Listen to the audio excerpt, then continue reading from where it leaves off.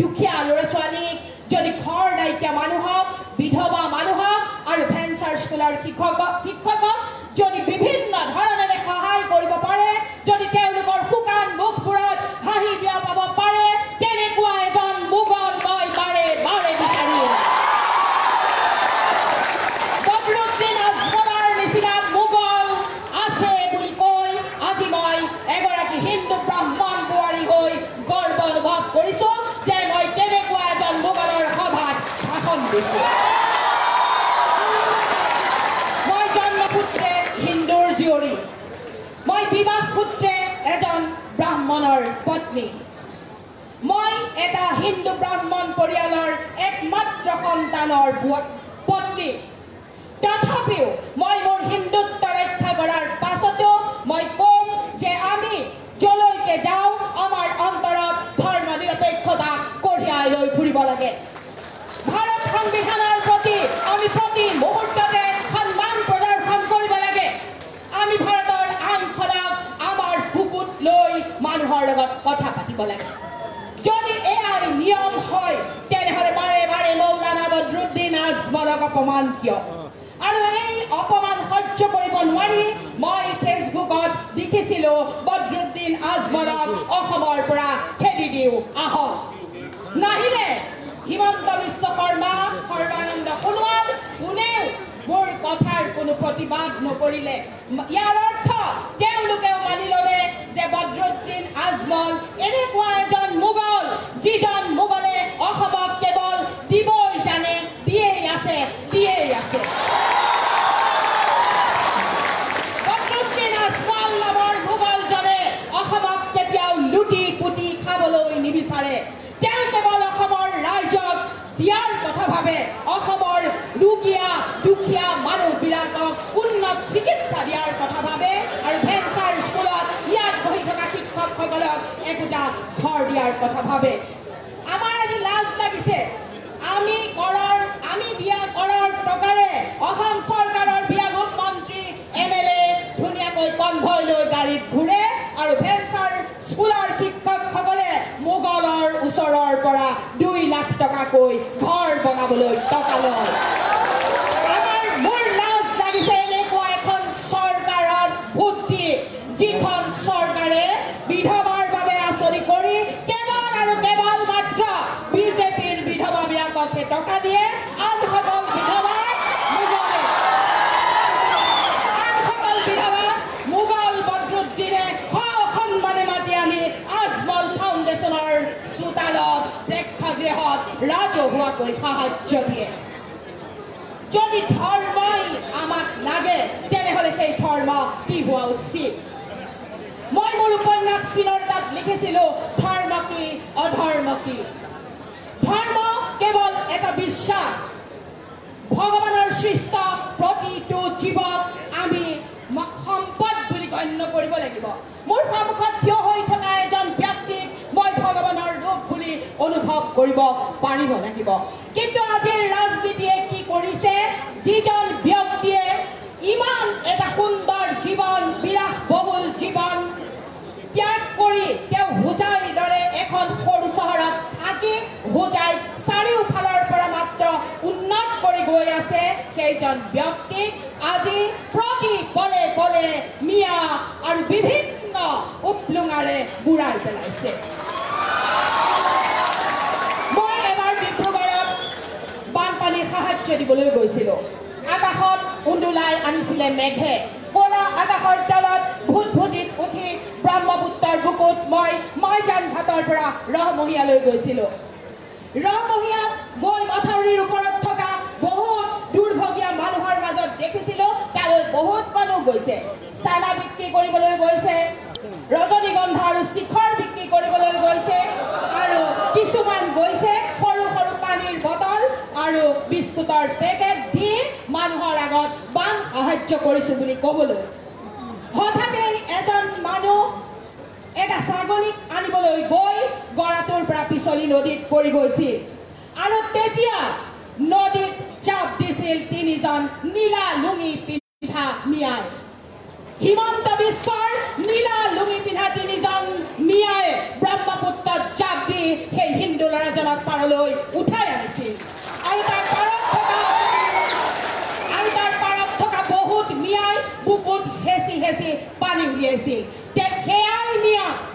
সেয়াই মিয়া আমি প্ৰতি পলে পলে বিজেপি চৰকাৰে নিন্দা কৰি থকা তেওঁলোকেই মিয়া যি মিয়া নহ'লে হিন্দুৰ পেটলৈ ভাতেই নাযাব যি মিয়া নহ'লে খাৰু পেটীয়াত পাচলি নহ'ব যি মিয়া নহ'লে আমি কেৰাহীত ছাগলী মাংসৰ গোন্ধ ল'বলৈ নাপাম যি মিয়া নহ'লে মাছ মাৰি আনি বজাৰত এৰি দিব নোৱাৰিব যি মিয়া নহ'লে লেপ তুলি বনোৱা নাযাব আৰু সেয়াই হৈছে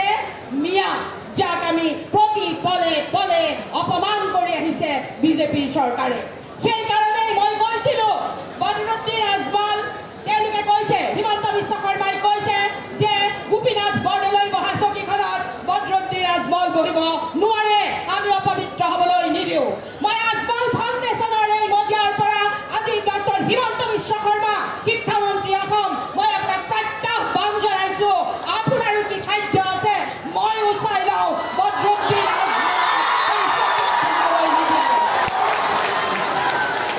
তেওঁ বাৰে বাৰে কৈছে গোপীনাথ বৰদলৈ বহা চকীখনত বহিবলৈ নিদিয়ে কিয়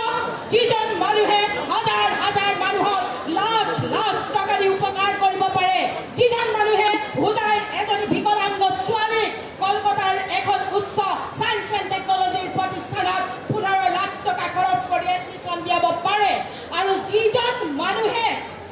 তেওঁক এখন অতি উচ্চ মান বিশিষ্ট হুইল চেয়াৰ 3 লাখৰ ওপৰ টকাৰ হুইল চেয়াৰ এখন দান দি তাক এটা উজ্জ্বল জীৱন দিব পাৰে সেইজন মানুহৰ নিচিনা পবিত্ৰ মানুহ এই পৃথিৱীত বিৰল গতিকে মই কওঁ যদি পাৰে আপোনালোকে বদৰুদ্দিন আজমলক ভাৰতবৰ্ষৰ পৰা খেদি পঠিয়াওক বাংলাদেশলৈ খেদি পঠিয়াওক মোৰ কোনো আপত্তি নাই যদি প্ৰমাণ কৰিব পাৰে বদৰুদ্দিন আজমল ভাৰতীয় নহয় এজন ভাৰতীয় হিচাপে আমাৰ সকলোৰে থকা মৌলিক অধিকাৰবোৰৰ ভিতৰত তেখেতৰ এটা মৌলিক অধিকাৰ আছে ভাৰতৰ গণতন্ত্ৰত সক্ৰিয় অংশগ্ৰহণ কৰা আৰু সেই সূত্ৰেই তেওঁ আজি অসমৰ পৰা গৈ সাংসদ ভৱনত বহি থকা এজন সাংসদ যদি বদৰুদ্দিন আজমল ডাঙৰীয়া সাংসদ হ'ব পাৰে তেনেহ'লে কি উপায়েৰে হ'ল ইয়াত ক'ত ঘোটালা হ'ল অসমৰ ধুবুৰী জিলাৰ পৰা তেওঁ কেনেকৈ সাংসদ হ'ব পাৰিলে তেওঁ যদি অসমৰ মানুহ নহয় তেওঁক যদি আমি সকলোৱে মিলি খেদাই দিব লাগে তেনেহ'লে তেওঁ নিশ্চয় অভাৰতীয় এই অভাৰতীয় মানুহজনক ভাৰতৰ অসমৰ পৰা ধুবুৰী জিলাৰ পৰা সাংসদ কৰি পঠিয়াওঁতে বিজেপি চৰকাৰ শুনি আছিল নেকি গতিকে এই মানুহজন যদি সাংসদ হ'ব পাৰে তেনেহ'লে এই মানুহজন অসমৰ মুখ্যমন্ত্ৰী হ'ব কিয় নোৱাৰিব মই নাজানো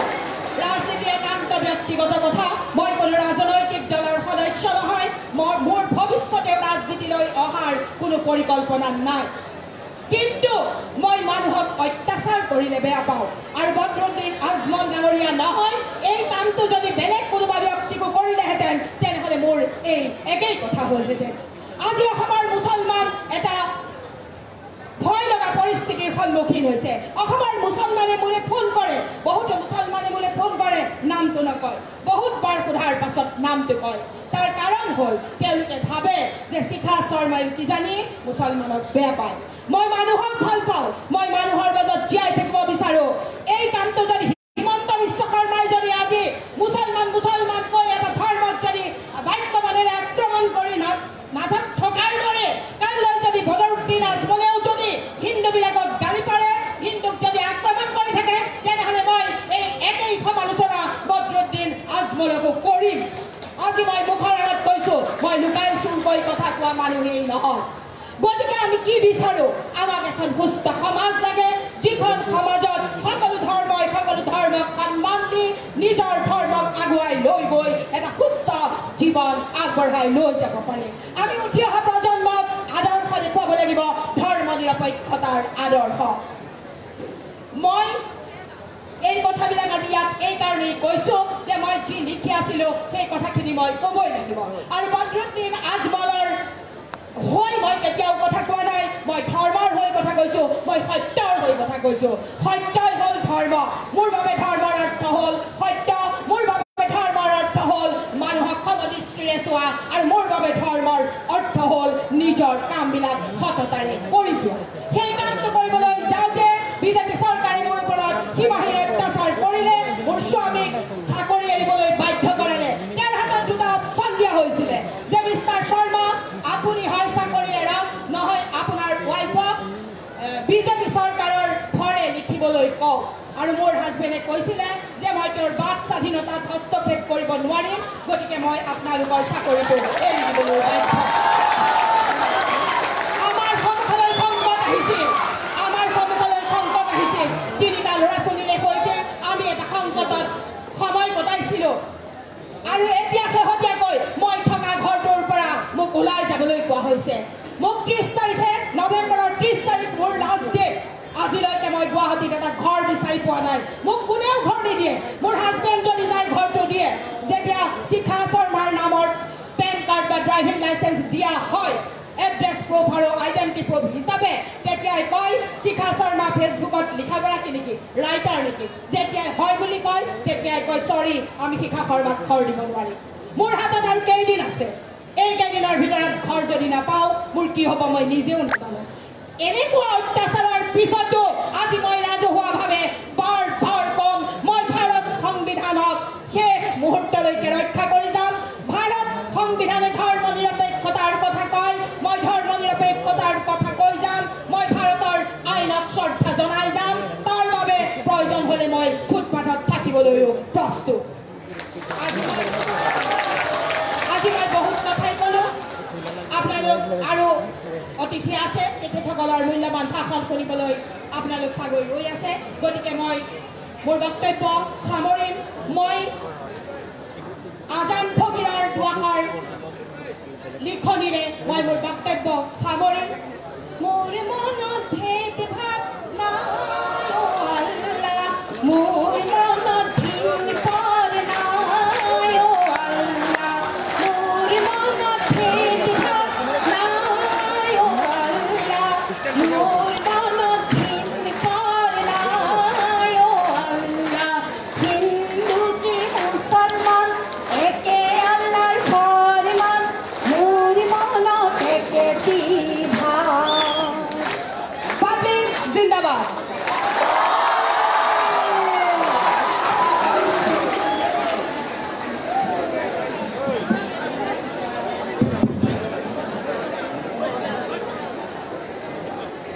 Ladies and gentlemen, may I have attention please? Madam जी, मैं हैदराबाद से आया हुआ हूँ। ऐसा भी स्पेशल भी नहीं आती मुझे। लेकिन let me confess, as long as you were speaking, I felt this is not India, this is America. You are not Shekhar Sharma, you are Barack Obama. The way you have conveyed your message with full of enthusiasm, director sir, ने मुझे ये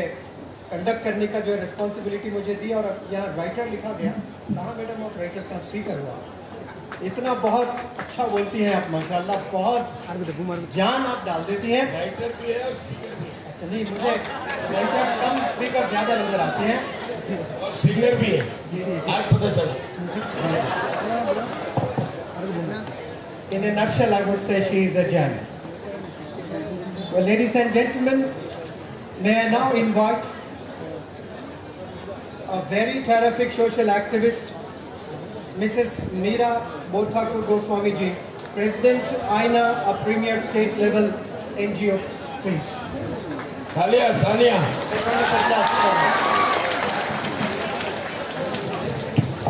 মই বেছি সময় নলওঁ speaker বহুত আছে মাননীয় অবদৰ আজমল ডাঙৰীয়া না আপোনাৰ টাইম আমি শুনিবলৈ আহিছোঁ মই বহুত দূৰৰ পৰা আহিছোঁ আজমল ফাউণ্ডেশ্যনৰ সন্মানীয় ব্যক্তিসকল প্ৰদ্যুৎ বৰদলৈ ডাঙৰীয়া প্ৰশান্ত ৰাজগুৰু ডাঙৰীয়া ডিষ্টিংগুইছড গেষ্ট মোৰ ফ্ৰণ্টত বহি থকা আমাৰ তাৰকাসকল ভৱিষ্যত আজিৰ ছাত্ৰ কালিৰ ভৱিষ্যত ইয়াতে আহি এনেই আমি যেতিয়া ৰাজনীতিৰ লগত জড়িত তেতিয়া কথা কওঁতে আৰু মাইক আমাৰ পৰা নাযায় কিন্তু আজি ভয় খাইছোঁ যে ইমান টেলেণ্টেড ল'ৰা ছোৱালীবিলাক ইয়াত বহি আছে গতিকে আজি কথা কওঁতে জেমাৰ লাগি যাব কাৰণ ইমান আমি হৈছে মিডিল ক্লাছ মানে মিডিঅকাৰ ষ্টুডেণ্ট গতিকে আজি যিমানবোৰ ল'ৰা ছোৱালী আছে